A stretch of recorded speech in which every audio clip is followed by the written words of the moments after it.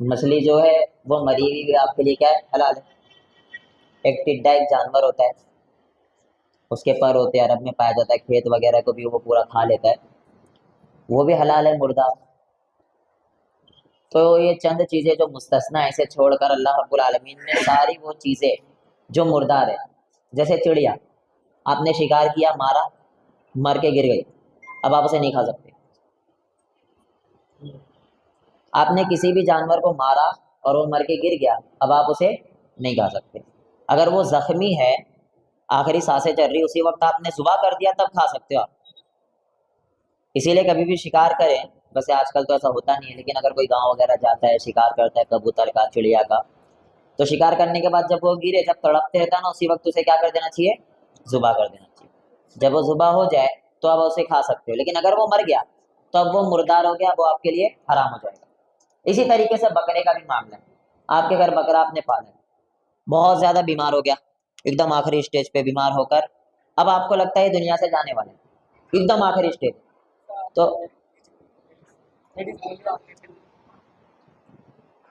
مردار ہے جانور۔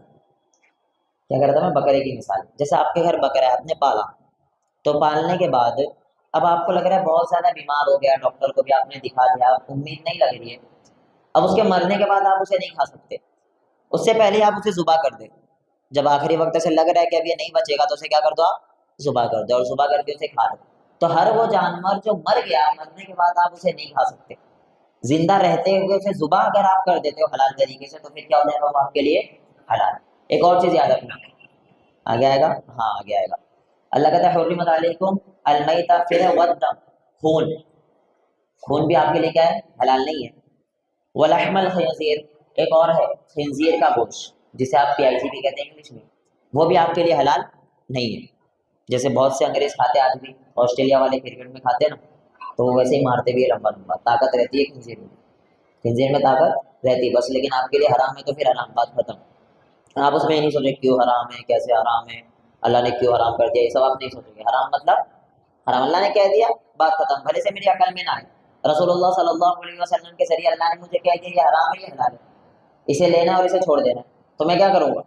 جسے لینے کا حکم ہے اسے لے لوں گا، جسے چھوڑنے کا حکم ہے چھوڑ دوں گا۔ لیکن ایک اور چیز یاد رکھنا، الضروریات تبیح المحظورات، بسا اوقات ایسا ہوتا ہے کہ آپ ریگستان میں پھنس گئے، ایک ریگستان میں آپ پھنس گئے، دور دور تک آپ کو کچھ اناج ہی نہیں مل رہا ہے، پانی بھی نہیں مل رہا، کچھ بھی نہیں مل رہا، لیکن وہاں پر ایک PIG گھوم رہا ہے ہلکا، ایک PIG آپ کو نظر آیا اور کچھ بھی نہیں آ رہا نظر، اور کچھ بھی نہیں نظر آ رہا، آپ کو پتا ہے میں مرنے والا ہوں بس، لیکن وہ PIG نظر آ گیا، تو اب کیونکہ آپ مرنے والے ہو، اپنی جان بچانے کے لیے آپ اسے کھا سکتے ہو، لیکن اتنا ہی کھاؤ گے جتنے سے جان بچ جائے، ایسا نہیں کہ آپ اس کو بھون کے پھر فرائی کرنے لگو اور بیٹھ کے پھر اچھے سے کھا رہے ہو، نہیں، کتنا کھاؤ گے؟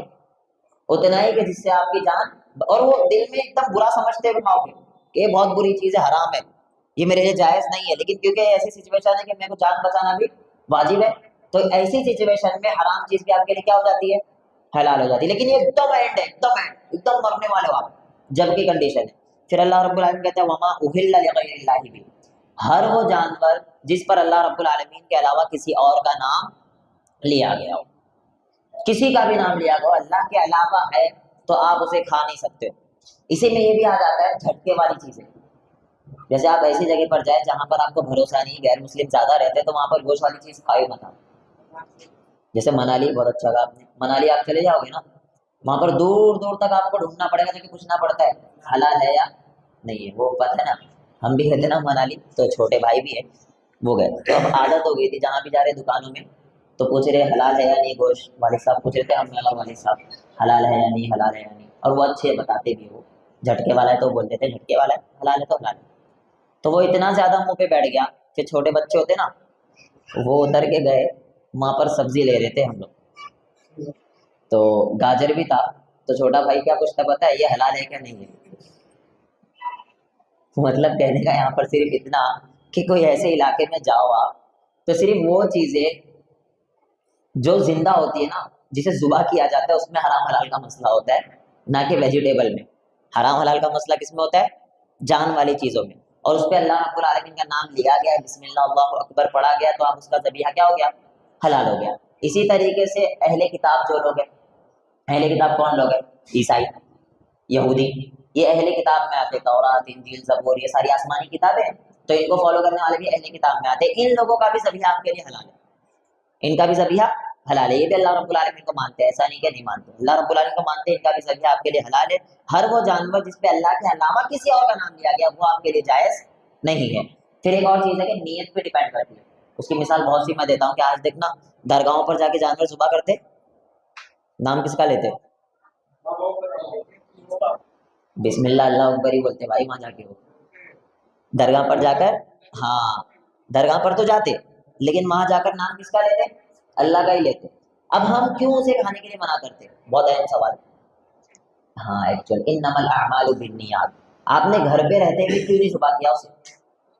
آپ وہیں پر جا کر کیوں ذبح کیے؟ جس طریقے سے غیر مسلم بلی دیتے نا، آپ دیکھیں گے سنے ہوں گے بہت بلی دیتے، اسی طریقے کا ایک رواج مسلمانوں میں بھی چل پڑا ہے، کیونکہ یہ صرف بر صغیر کے اندر ہے، جو جو چیزیں غیر مسلم کیا کرتے تھے نا، ہم نے ایک ایک کر کر کے وہ اپنے اندر شامل کر لی۔ بلی دینے والا شامل ہو گیا، چادر چڑھانے والا شامل ہو گیا، اس کے پاس جھکنے والا شامل ہو گیا، جہیز والا شامل ہو گیا۔ تو جو جو چیزیں غیر مسلموں کی تھی کلچر، وہ ہم نے اپنے اوپر بھی لاگو کر لی ہے۔ تو ہر وہ چیزیں جس پر اللہ رب العالمین کے علاوہ کسی اور کا نام لیا گیا ہے وہ آپ کے لیے جائز نہیں ہے۔ پھر اللہ رب العالمین نے بتایا الیوم اکملت لکم دینکم، اللہ رب العالمین نے دین کو کیا کر دیا ہے؟ مکمل کر دیا ہے۔ اب کوئی چیز اس کے اندر آ بھی نہیں سکتی، یعنی ایڈ بھی نہیں ہو سکتی اور کوئی چیز نکل بھی نہیں سکتی۔ ایڈ ہونے کا کیا مطلب؟ دین سمجھتے ہوئے، مثال کے طور پر تراویح پڑھے آپ 2 رکعت، کتنے سجدے ہوتے؟ 4، 2 رکعت میں 4 سجدے ہوتے، آپ 5 نہیں کر سکتے، آپ 5 کیونکہ یہ دین ہے۔ لیکن آپ پہلے زمانے میں اونٹ سے چلتے تھے، اگر آپ ہیلی کاپٹر سے آپ جا رہے ہو، ایروپلین سے آپ جا رہے ہو، اس کا تعلق دین سے نہیں ہے۔ نہ تو آپ یہ چیز جب کرتے ہو تو یہ سوچتے ہو کہ مجھے ثواب بہت زیادہ مل رہا ہے، ایسا سوچتے ہو آپ؟ نہیں۔ تو ہر وہ چیز وہ کیا ہے؟ من احدث فی امرنا ھذا ما لیس منہ فہو رد، ہر وہ چیز جو رسول اللہ صلی اللہ علیہ وسلم نے جس کا حکم نہیں دیا ہے، امرنا اللہ کے رسول کے حکم میں نہیں لائی جائے، فہو رد، وہ کیا ہے؟ مردود ہے۔ تو بدعت کی ڈیفینیشن ہی ایکچولی یہ ہوتی ہے نا کہ جو چیز اللہ کے رسول صلی اللہ علیہ وسلم نے نہیں کی اور ہم اسے دین سمجھتے ہوئے کریں، یہ ہے بدعت۔ ڈیفینیشن کیا ہے بدعت کی؟ بتاؤ شعیب بھائی، بدعت کی ڈیفینیشن؟ ہر وہ چیز دین سمجھ کے کرے، اس کے پیچھے ثواب کی نہیں ہے، تو یہ ہے ڈیفینیشن جسے کہتے ہیں ہمارا بدعت۔ سمجھ گیا نا بدعت کی ڈیفینیشن؟ بدعت ہر وہ چیز کو نہیں کہتا جو نہیں آ گئی، نئی چیز بدعت بدعت بدعت بدعت نہیں، اس کا مطلب اللہ کے رسول نے ایسی ٹوپی نہیں پہنی، آپ کیوں پہن رہے؟ بدعت۔ اللہ کے رسول حیا بھوسا پہ نہیں بیٹھے، آپ کیوں بیٹھ رہے؟ بدعت۔ اللہ کے رسول مرسڈیز میں نہیں بیٹھے، آپ کیوں بیٹھ رہے؟ بدعت۔ تو بدعت کی ڈیفینیشن یہ ہے ہی نہیں۔ بدعت کی ڈیفینیشن یہ ہے کہ آپ اس کے پیچھے ثواب کی نیت سمجھو۔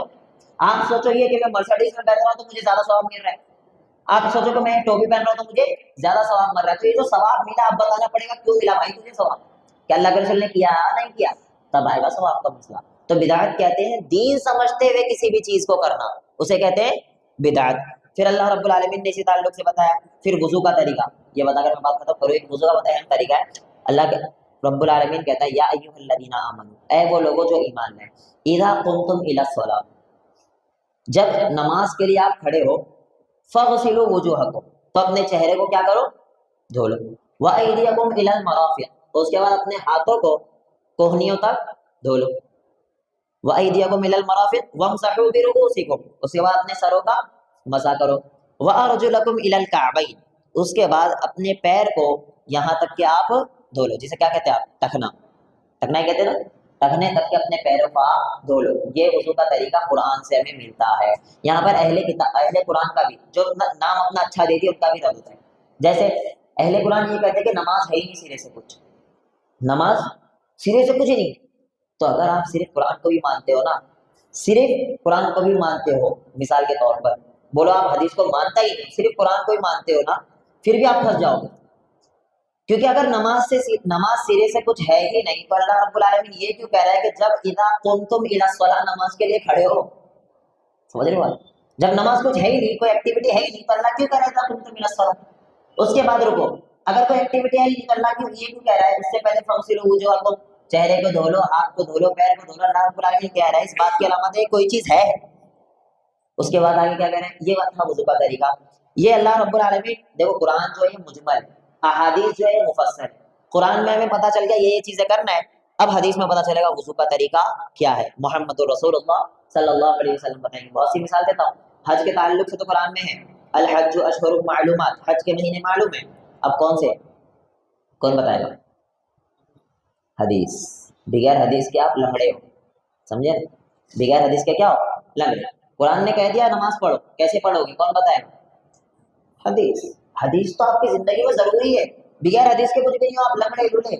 اللہ نے کہہ دیا الحج اشہر معلومات، حج کے مہینے معلوم ہے، اب کون سے ہے؟ یہ ہے محمد رسول اللہ صلی اللہ علیہ وسلم ہمیں بتائیں گے۔ تو وضو کا طریقہ اللہ کے رسول بتاتے ہیں۔ ایک چیز ہم جو غلطی کرتے ہیں وہ بتا دوں، سب سے پہلے اپنے ہاتھوں کو آپ دھویں گے، کہاں تک؟ کلائیوں تک، اور انگلیوں کا کھلا بھی کریں گے۔ اگر انگوٹھی آپ پہنتے ہو تو انگوٹھی کو بھی آپ کھلاؤ گے تاکہ پانی اندر پہنچ جائے۔ جیسے ہی 3 مرتبہ آپ نے یہ کام کیا، سب سے پہلے بسم اللہ، بسم اللہ کے بعد آپ نے یہ کام کیا، یہ کام کرنے کے بعد آپ سب سے پہلے کلی کرو گے اور ناک میں پانی، یہ 2 کام ایک ساتھ ہوں گے۔ ہم اکثر یہ کام بعد میں کرتے، نالج نہیں ہوتی، اور اب تک کہ یہ سب سنتے ہوئے آئے ہیں، لیکن جب آپ احادیث کا مطالعہ کرو گے نا تو زیادہ تر احادیث جس طرف ہمیں ملتی ہے وہ یہ ہے کہ رسول اللہ صلی اللہ علیہ وسلم جب وضو کرتے ہیں، بسم اللہ، پھر ہاتھوں کو 3 مرتبہ دھونے کے بعد انگلیوں کا کھلال کرنے کے بعد اللہ کے رسول ایسا پانی لیتے، اور پانی لے کے ایک بار منہ میں بھی پانی ڈالتے اور ناک میں بھی پانی ڈالتے ایک ساتھ، یعنی ایک ہی چلو میں، سمجھ رہے ہو بات نہیں؟ یہ شروعاتی ٹائم پر تھوڑا مشکل لگے گا، دھیرے دھیرے آپ کو پورا آ جائے گا۔ شروعات میں سمجھ میں نہیں آئے گا کیا کر رہا ہوں، وہ یہاں کے رک جائیں گے، ہمیں پہنچ ہی نہیں رہا ہے، کیونکہ ہمیں عادت پڑ گئی ہے نا، وہ 3 بار پہلے کلی کرو پھر 3 بار الگ سے پانی ڈالو، یہ عادت ہمیں پڑ گئی ہے۔ لیکن جب آپ صحیح احادیث کا مطالعہ کرے گا تو جس طرف احادیث کثرت سے ہے نا وہ یہ ہے کہ ایک ہی چلو پانی میں آپ کلی بھی کرو گے اور ناک میں بھی پانی ڈالو گے، ناک بھی صاف کرو گے، یہ 3 بار ہو گیا۔ پھر رسول اللہ صلی اللہ علیہ وسلم سے ملتا ہے اپنے چہرے کو آپ دھو گے، چہرے کو دھونے میں کبھی جلد بازی نہیں کرنا ہے، ایک ہوتا ہے وضو اور ایک ہوتا ہے اچھی طریقے سے وضو، ان دونوں میں بھی فرق ہے۔